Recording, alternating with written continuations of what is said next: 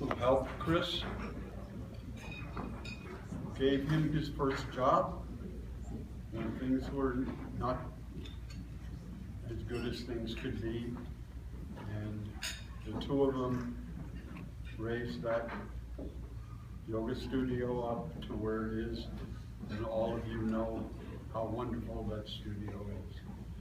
So right now, I'll give you Michelle Bernard.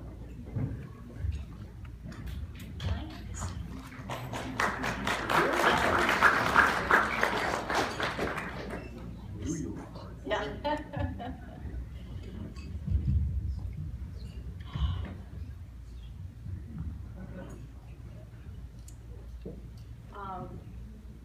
First of all, I want to say how incredibly grateful I am to Chris's family. They brought me in like a daughter and a sister. You feel so helpless and you don't know what to do, and without any permission, they let me buy Chris waffle fries at Carl's Jr. Bring him Pete's coffee, sit with him, take him to and from, and actually even sit in the meditation room at UCSF with the family when he was having surgery. I'm so sorry for your loss, Sean, Susie, Michelle, Todd, Jessica, Gracie, Chris and Joey, Nicholas. Just getting to know the young ones, and Walt, and especially Kathy, his mom. Kathy will deny every single compliment that you give her, but rest assured that she was the mountain that he relied on every minute of every day. Where was Kathy?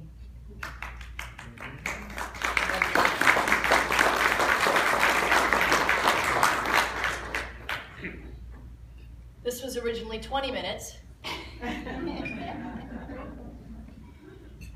How do you, like Michelle said, how do you put years on paper? But it's important for you to know a little bit about me in order for you to appreciate the magnificence of Chris Cannavaro.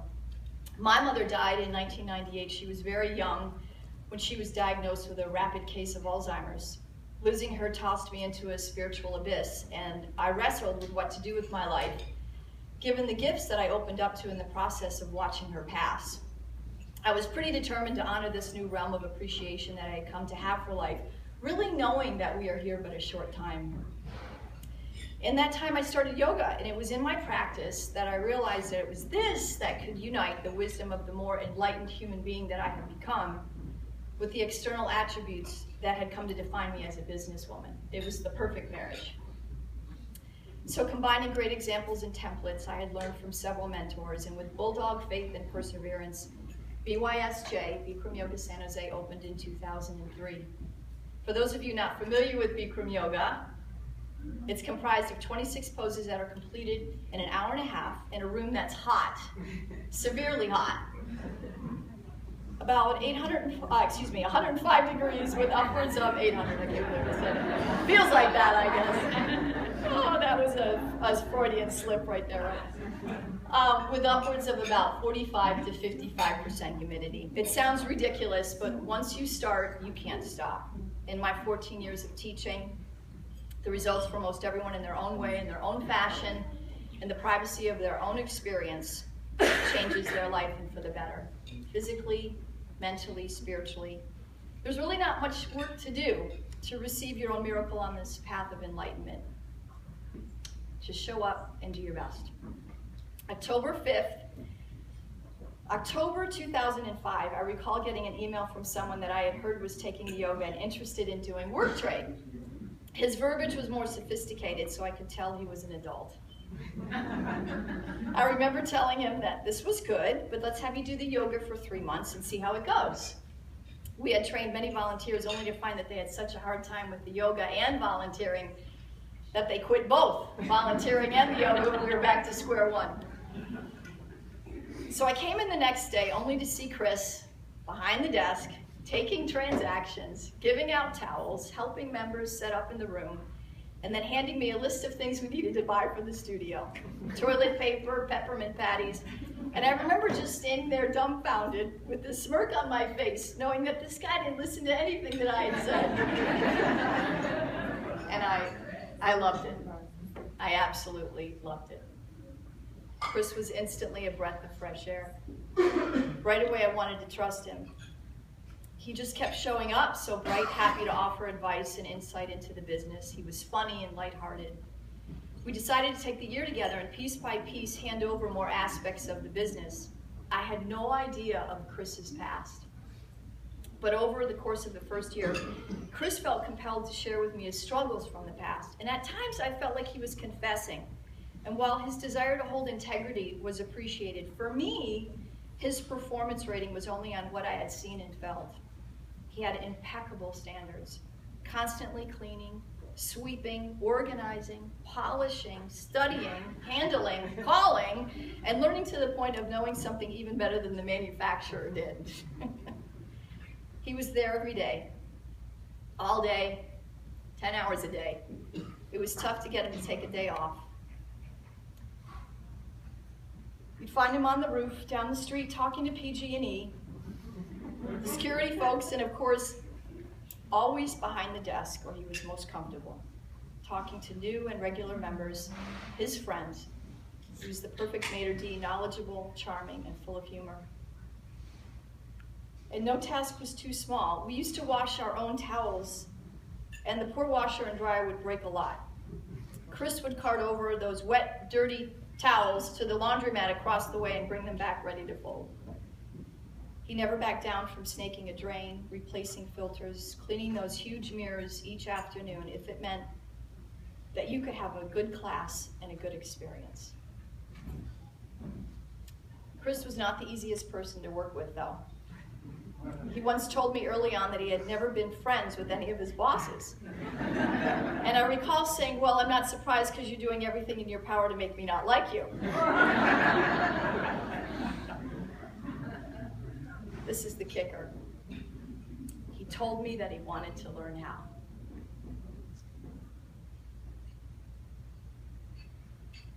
This starts to reveal the character of what would become my best friend and someone I saw for 10 years straight, every day in one way or the other. He began to understand budgeting and came up with really great ways to save money, as well as creative ways to increase revenue. But there were many things he didn't understand, and that's when that hardwired lawyer in Chris came out to play and play he did. And if you know Chris, bulldog is an understatement. Why are we giving out peppermint patties and almonds? They cost money.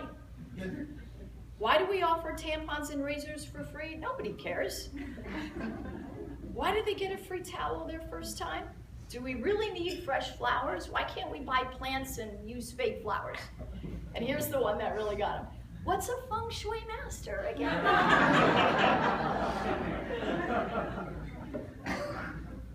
But he believed in what we were doing. He respected the impact of our intentions, and he once told me that he respected that I was all in, so he was too. So we agreed to disagree, and no matter what, he had my back.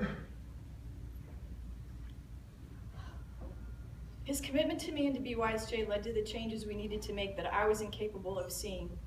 If I had an idea, he'd poke holes at it all day and come back with the same idea but said in something better. And because of our marriage, the brand got better. I'm sorry, but I'm doing better than I thought I would be. I may have had the spirit, but he had the sensibility. I held the character, but he brought in the logic. Chris never hid his truth. He will tell anyone who asks about how he was saved, how one day, whatever angelic or majestic presence it was, in the most intensive circumstances, he was saved. Instantly. No more drugs, no more alcohol. He didn't like it when you praised him for it either. He truly believes he didn't deserve it and that it was a gift. Finding BYSJ was his platform to repay this gift by offering himself in service, and that he did in spades. I'm convinced that Chris may have been saved, and this gift of divine intervention initiated this big change in him, but it was all of you that he came to know intimately with your stories, successes, sorrows, joys, tributes, injuries, struggles, your kids, addictions, relationships that prompted him to become what we will always remember Chris as. You're the yoga dog energy, the guardian, the heart, the shoulder, the hug, the ear, the protector, the big brother, the truth sayer, and the difference in the questioning for the better of my life, says Diana. He was a huge part of inspiring me to follow my path once I found it, and I'm blessed to have practiced beside you, to have worked with you, to have learned from you, says Kay. Chris embodied pure life, energy, and spirit and was just a super good guy. I'll miss his pragmatic attitude, his positivity, and sense of humor. He made life better for those around him, says Sean. I mean, I could go on and on. I recall one day as we were creating the new studio, and he was now 6 to 7 years, I think, of being a manager, saying to me, you know, this place is way more than a gym.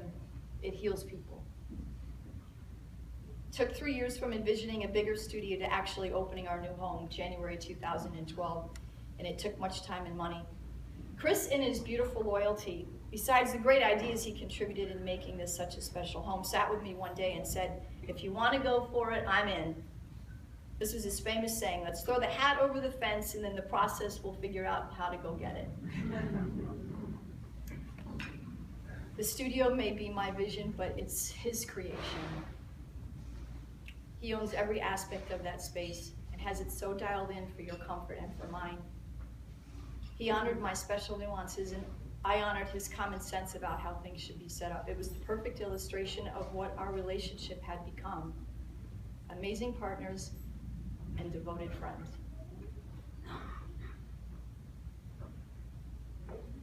I still feel the embrace we exchanged at our grand opening party. Now things had space to grow, including his heart. He had more young folks in his office that he was sponsoring. It wasn't uncommon for him to give advice to some of our work trade members about life. He became a leader in Landmark Forum. He was starting to save for a home, and he was reunited and having so much fun with his immediate family again. He was doing the yoga more regularly, and he didn't miss a chance to sit behind the desk on that back counter to greet all of you when you came in for class.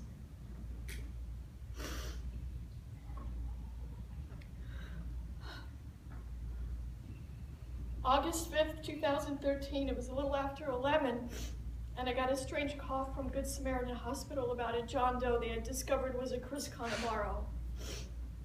It was just earlier that evening, around 7, that I had said goodnight to Chris and he was leaving me in a massage, and I was finally getting in to take a shower. And per our usual, we always ended the day saying, see you tomorrow, and I usually brought the coffee. The next 22 months that followed have been heart-wrenching and confusing, emotional, and God-questioning. Why? Choosing and living through 4 surgeries, dozens of radiation and chemo treatments. Oh. Thank you,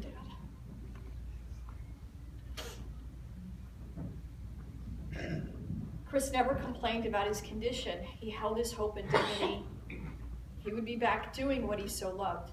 It didn't matter how much time it took. He'll be back to BYSJ. After all, Chris can't die. He was just starting to live.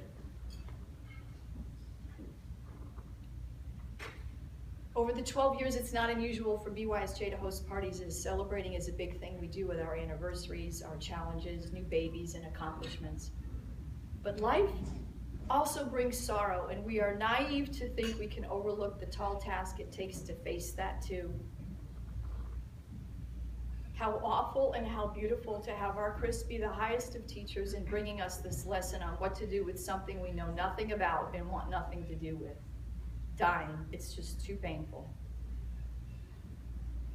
So in the days and months that ensued, Chris showed us how to show up with his undying desire to stay as he had always been, committed to BYSJ. All those emails and Facebook posts on his status were his idea, not mine. Despite being weak or tired, he came to the anniversary and 60-day challenge parties. He accommodated my schedule despite having a day of radiation if we needed to go over and handle important questions or run through strategies. And you responded in ways that overwhelmed Chris with your support, that fundraiser we did for food, your encouragement, holding a spot for him in class, help driving him to and from the studio, and your rawness to be human as you cried with him. This was not a party that we were not used to, but we participated wholeheartedly with our fearless leader, Chris, guiding us with his motto, one day at a time. So yes, Chris, BYSJ is not just a gym. It heals people, and because of you, the truth you inflicted on us, that you have required us to face, has enabled us to embrace the full circle of life, and how healing that truly is. So many of you have sent poems and quotes to bring solace during this time. The one that I love, that really, I think, symbolizes Chris, ironically, is the same poem that Mike Davis just read to you. Tell me how fitting that is. By Henry Scott Holland, Death is Nothing at All. I'm going to reread it.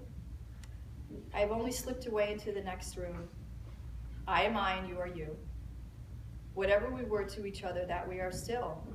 Call me by my old familiar name. Speak to me in the easy way which you always used to. Put no difference in your tone. Wear no forced air of sorrow. Laugh as we always laughed at the little jokes we enjoyed together. Play, smile, think of me, pray for me. Let my name be ever the household word that it always was. Let it be spoken without effort, without the trace of a shadow on it. Life means all that it ever meant. If it is the same as it ever was, there is absolutely unbroken continuity. Why should I be out of mind because I am out of sight? I am waiting for you for an interval somewhere very near, just around the corner. All is well. I've been looking for him out my window every night and decided to make a deal with him. He doesn't need to show up, just throw a hat over the fence and then I know you're good. The last week has been unbearable, but thank you for giving me the liberty to write a little each day and know that it can be shared as it is right now and shouted in this fashion. It's the least of a tribute that I can give this special human being that surfaced to touch, then explode in my life in the very best possible way to profoundly enrich the person I've become and I'm still becoming. See you tomorrow, Chris, and I'll bring the coffee.